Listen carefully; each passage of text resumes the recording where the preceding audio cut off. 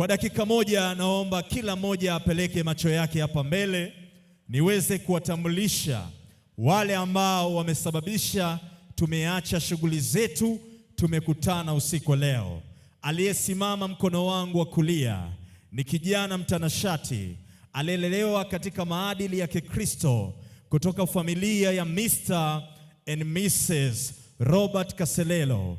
Kijana huyu ni mtoto wa tatu kati ya watoto wanne waliopatikana katika familia yake, na leo anaongeza binti kutoka kwa ndugu zangu Wahehe, anamleta katika familia hii. Binti huyu anafahamika kwa majina ya Gloria na yeye ni firstborn.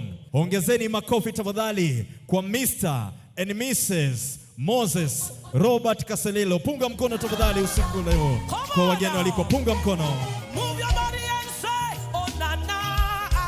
Aha. Ongeza vigelegele kwao tafadhali. Yes.